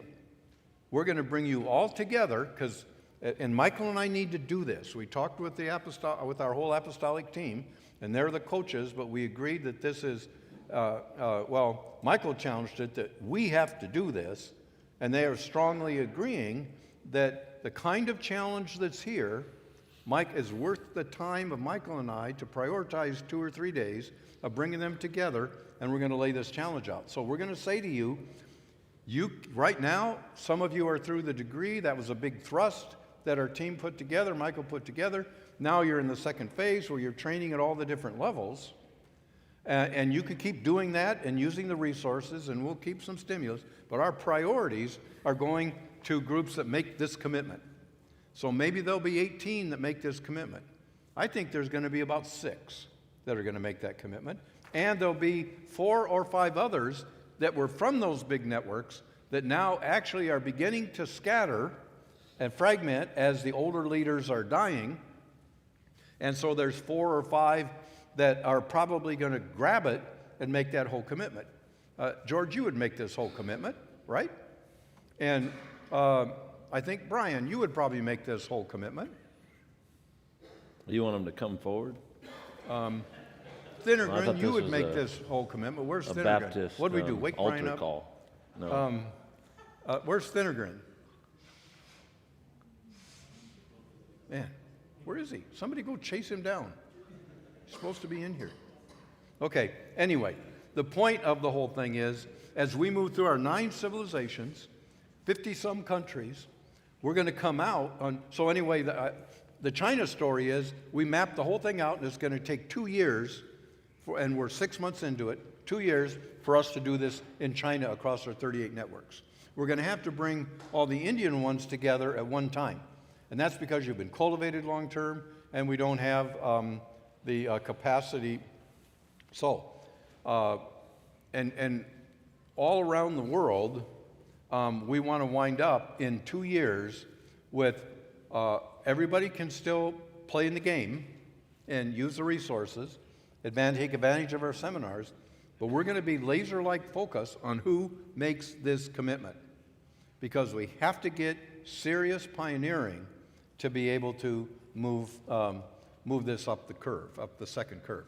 But the point of it, and part of this, is to show that this assessment guide not only would help you build that solid apostolic team, a well-trained eldership, but it's going to help you to do all the assessing you need in here to determine what are strategic investments in the 5 years and what's coming out of those 5 years. And so it's like you're going to live in this thing and be training as many people as possible at this kind of level in that 5-year period, so you can roll it extensively on the other side of it. In a way, it's not different, but I hope that as you hear it and see it, you begin to realize that, whoa, that's stepping up the game. Yeah, I hope with the backdrop of the last 2 days, you can see how it's different. We're in a different era. We are in a different era. And Jeff, it just dawned on me and everyone, it just dawned on me while Jeff and I were really operating with this in the last 10 years in our head, so to speak. This was actually a month ago. It was the first time we actually put it down quite precisely like that. But simultaneously in the last 10 years, we've been working through mastering the scriptures to get to a culmination point, which is what we were talking to you about the last couple days. So can you see how in the you see that last 10-year timeline, how we're cultivating and creating the second curve kind of steps up the second curve, while at the same time working through Paul's schema, Paul's traditioning process, the confidence that you build, that is built by being on the ground in your cultures and in your situations, while working through Paul's schema and wrestling with it. You see how those build just a strength? That's what we want for you. That's that type of confidence and that type of strength to build into your networks and churches. So I guess a couple questions are, do you see the connection between, do you see how this tool really empowers you to do this? And does the commitment level make sense to you? I mean, is it clear what we're asking for would be a way of, I think, of saying that. But the particular reason for emphasizing it right here, right now, is we went through all this stuff so you really understand this, to help you not get a certificate or a degree, but to go all through this stuff to help you understand it, so you have the capacity to do curve 2. Mm-hmm. So let's talk about it a little bit now. How do you want to talk about it?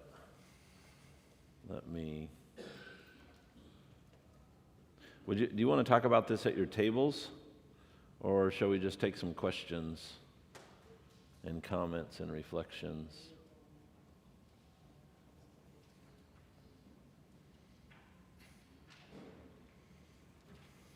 It's a little bit like the assessment guide. You almost have to work with it a little bit.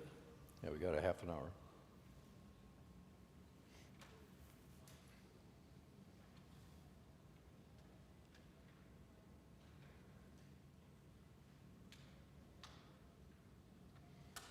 It would be kind of good almost to hear what pops into your head as we finish the clear challenge of this and commitment. What pops into your head? It could be like, I'm not in a position to make this kind of commitment, so I'm going to be marginalized. Or it could be, wow, yeah, that's going to excite our people and pull them together, or that's going to put me in a position where I'm going to have to really fight for this. Maybe have to do some essay. I mean, so when you see this, it may not seem like a change to you, but as Michael and I talked it over, and I challenged the group to make that decision, and we didn't have this paper. I just kind of told them, this is what they had to do for the next 10 years, make your choice. Either use part of our system, as some people are saying, or get in the boat.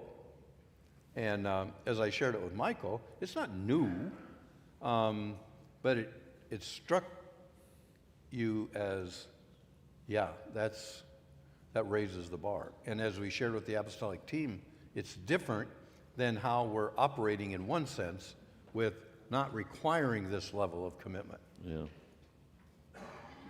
If all you have in a small thing like, which can become a big thing, but degrees, if all you have in mind is curve one of shifting the paradigm, you think degrees might be the end of, even though you know lifelong learning, you might know all that, but you might not know how to situate degrees as a commendation. But when you understand all these teams and building apostolic teams and elders and benefactors and all the social components that it takes to build a family of families in a network, now all of a sudden those pathways and those benchmarks along the way, including degrees, make sense. It's a way to show progress. Let your progress be made evident, and it's a way to assess your people that you're all making progress. All right. Who's got that? Let's take the microphone. Zach's got it again. Let's just hear what some of your thoughts are.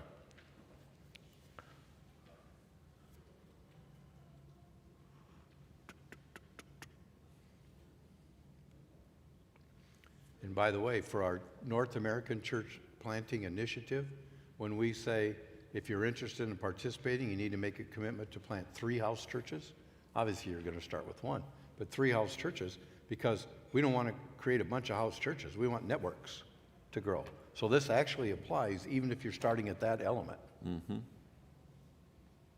Yeah, I know, like the Minden crew is talking about that, and others, so that's a good direction. Let's go to Joshua over here and Joseph. What are you guys thinking? Yeah, on the clear end, Zach. Zach, why don't you know everyone's name by now? You should know everyone's name by now.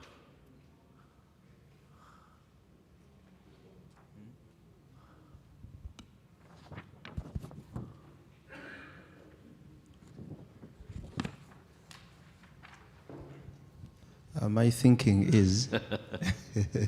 I can tell by your facial expression what you might be thinking. Yeah. If we could back it up with a summarized roadmap, just to make it for implementation purposes, because each network of churches have their say maybe way of making things happen according to different continents and nations. So I propose and suggest we can create something like a roadmap, 2-year roadmap, 3-year roadmap, 5-year roadmap, 10-year roadmap, according to the resources available for each stage of, or for each phase of establishment. So maybe, for example, phase 1, establishing of networks.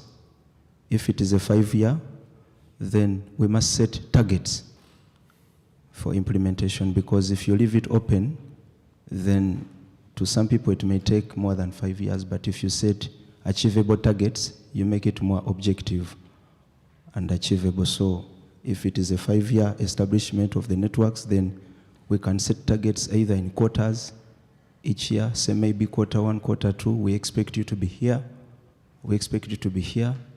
And then when you jump to phase 2, as you go to the phase of expanding the networks, say for the 5 years, we expect you by this year, year 1, you must achieve this target and goal. Year 2, this target and goal. Year 3, this target and goal. Then, as you jump to another phase, which could be the final phase of developing benefactors that will be able to take through these established networks, they also need to see how have they been able to achieve their targets according to the phases that we are set in place prior. So if you are to achieve these phases, giving it a 10-year, we must set some small achievable targets for each phase period of time. So that is what is running through my mind. All right. And Yeah. you know what? You can tell. I don't know if you've done your motivated ability pattern Yeah. yet. You have, or Some partners? your motivated ability pattern, identifying the Yeah, booklet, yeah, identifying. yeah. Because you, all your answer or your mind is going through. How can I regulate or how can I mobilize? Yeah. You have some of the same gifts of your father. Yeah. That's what I'm trying to say. Sure. I can tell by the way you're thinking. Like, let's get this done. Yeah. But let's get it done like this. Like and this, goals yeah, and- sure. They, by the way, they have just crossed. They've been working so hard for so many years, and they just got out of 163, they just got 21 or so just across the finish line a week and a half ago, and had a big celebration there. And at that celebration, then stirred up more interactions from the original 160. So now you're hoping for another 60 more Yeah. that are gonna. And these are. Of that whole 45,000 networks, 45,000 churches that Jeff was talking about, these are the leaders that make up a big bulk of having influence over all those churches. So if we can get another 60, and then another, we can, on top of that, get another batch. They're spinning up the first curve and starting to stir into the second. So. And the 45,000 churches are, how many networks are within that? There's tons of networks, Yeah, sure. you know, Tons within of it. networks. But there's still a general unity of the 5 main leaders, maybe it's more than that now, of introducing this whole thing. And maybe all the networks don't buy it, but maybe some key networks in the bigger network. In the big network. Then yeah. we would prioritize those networks. Yeah. You would have to work with the others, you know, to try to get them, you know, But- into it. Yeah, and at a smaller level, what you guys have done, just those 20 some out of those 160 in 1 year's time. Yeah. Since last conference, you had 0. Yeah. This conference, up to now, you had 21 more. 21, yeah, more. And now you're going to have And more 60? 60 more by Yeah, 60 June. by you were June, thinking. yeah. So, But how does this strike you? Does it strike you as requiring a stronger commitment from Yeah, you? stronger commitment and Yeah. putting resources available for them to be And able so to how go does through. that strike you? Yeah. The going after the stronger commitment. Sure. What I mean by that is, yeah, it strikes you as a stronger commitment. Mm-hmm, Do you like that? Or does it seem like not liking it? Bishop, can you answer that? Of course, there have been a lot of hits in making it achievable and putting that commitment in place. It really requires a lot of resources, making them available, and him as a leader and an elder in the network of the many churches, he has to make sure that he mobilizes, besides mobilizing them, putting this in place, he has to mobilize the resources, either from the network and from the leaders themselves. How does it strike you, Joseph? Ask him how does it strike you? Is that the right way to say it? Strike you? sure. That is my talent. What did you say? It's my talent. My talent. I still didn't get you. What did he say, Isaac? My time? That's your talent. This is my talent. Yeah. My talent. I still don't follow it. My talent. Why is it your talent? It is inborn.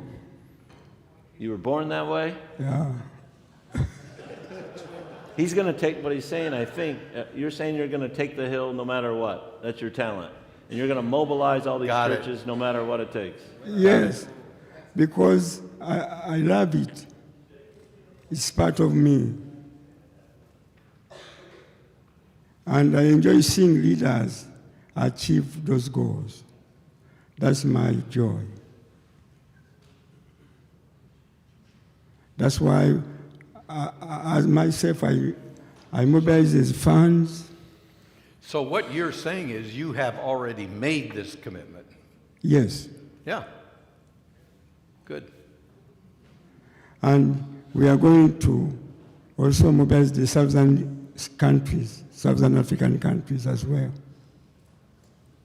Yeah, this commitment So he wants goes to go across on- to the 7 Eastern African countries and key bishops of major networks across the 8 Southern Africa. So 15 of the, 42 African countries are represented in what he's just saying, that he anticipates that commitment all the way across. Yes, sir. Dinagran, let's go to you. How does this, you've been to, you said earlier publicly that you've been here since you first came in 2005. So this is your 20th time. 20 years. Yes. Does this feel like a new era to you? How does this strike you? Does this feel like the same thing, a different year, or It's different. give us your reflections? Yeah, it's very different because previously we thought that we will take care of everything and we really need the coaching and to implement anything. So this, the network partnering with a build and the recent days that we could see that very closely then the coaching and surely that the year is spanning of 5 years, and the sharpening is very important. I say that we need more of unfolding the things, that what we learn over here, something that we take back, and it's not getting it. We need more coaching on the ground. And recent days that the result is very good, or even rather than very good, I can say that the recent days the results are phenomenally good. People are doing, really understanding. So I really appreciate this paper. I'm just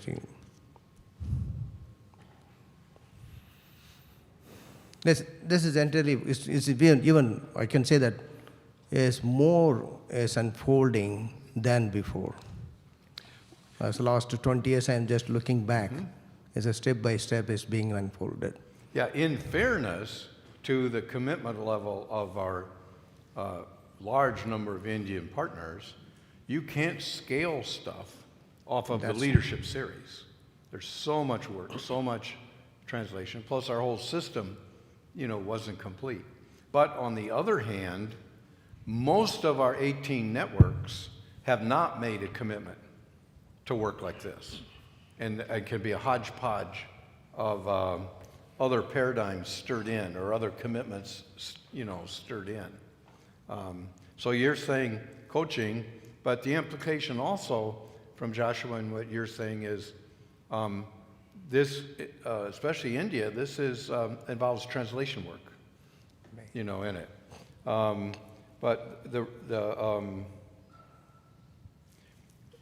thinking translation through, you have enormous capacities in the size of your networks. And so in China's situation, you got to find people, either yourselves or other key leaders or wives or whatever, that understand how to translate the way we're training you to translate, and get good commitments to get this stuff available in whatever language is there. That should be a significant part. And I think part of the idea of it will trim down. Everybody can continue to work and use stuff, but it will trim down and allow us to be able to, our coaches to be able to focus more on those that are willing to make this kind of commitment? One of the biggest problem is that when you go from here, we have hundreds of priorities which is going to take away. And without commitment and sharpening this, then we are never ever going to progress. We will do some bit and pieces over here. And that's very much, even when I'm talking with my leaders, I said, we need commitment now. And the more you are committed, and then we will be committed to that. So that again, the coaching is coming out and then seeing that how far we are in the commitment, how we are doing it. That's very important. So always the coaching is very mentoring, and the coaching is very important to renew the commitment. Yeah.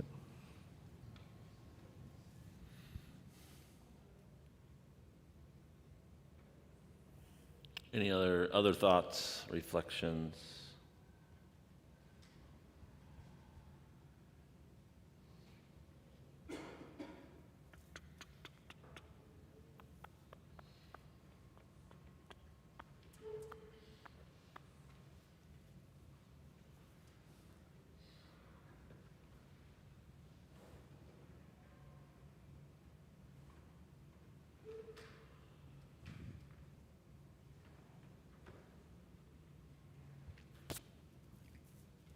Mario, can I ask you what you think? What are you thinking?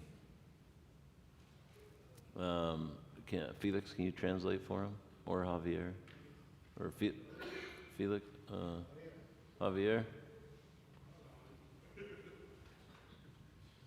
Maybe just come up here, Felix. Or not Felix. Javier, come up here and Mario, speak.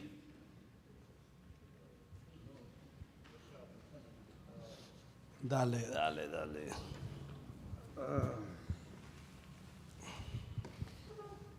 Bueno, nosotros iniciamos el trabajo pensando en establecer las iglesias hace 5 años. We began the work thinking on establishing the churches. We began this 5 years ago. Tenemos líderes de iglesias en 11 países. We have leaders of churches in 11 different countries. Cuando entendimos algo parecido cuando entendimos esto, entendimos que necesitábamos líderes establecidos en el paradigma. When we understood this, we understood that we needed leaders that were established in the paradigm.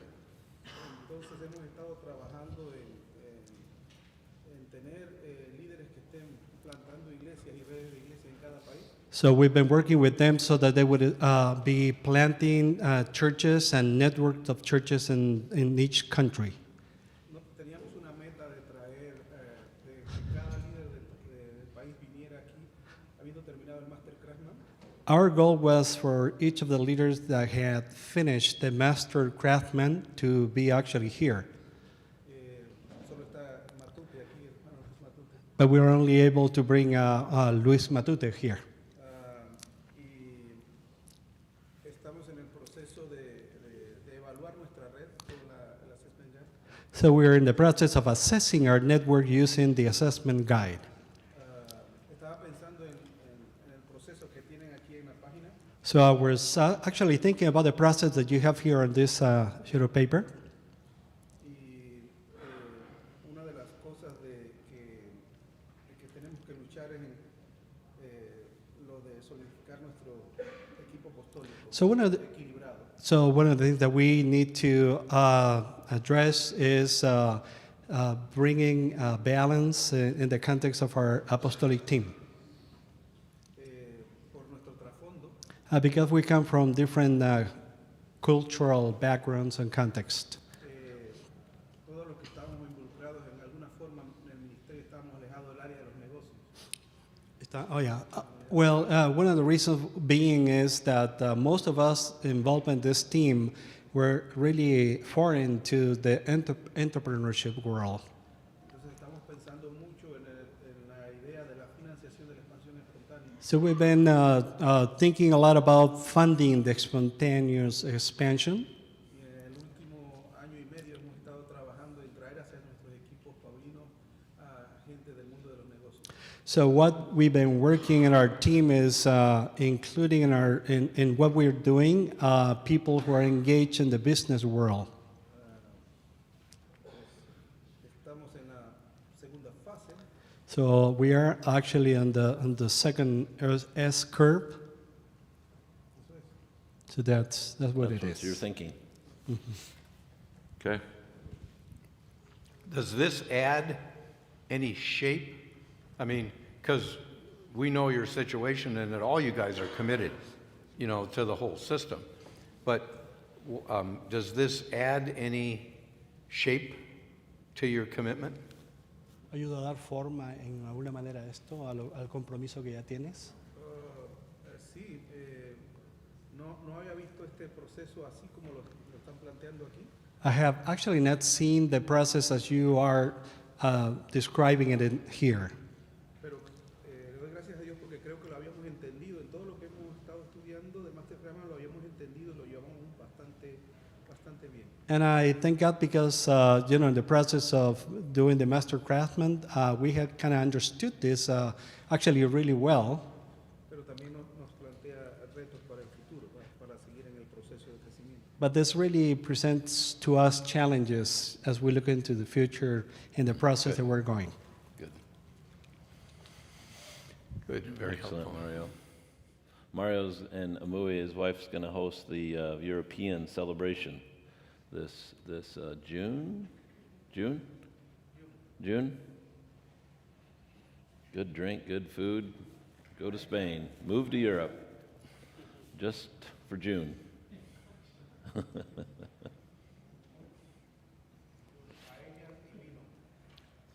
What did he say? What did you say, Mario? Okay, well, I think in most cultures in some cultures, Romans 14 isn't that wide, but wine and paella. Paella. Yep, that. Sounds delicious. Both of them sound delicious. Okay, I think we're going to wind it down. Tomorrow we'll begin back at 9 o'clock. We will only go for 2 hours or 2.5 hours, and then we'll have the rest of the day, the afternoon off, and we will then come back for the banquet in the evening. All right? All right, it was a good day. Bye-bye.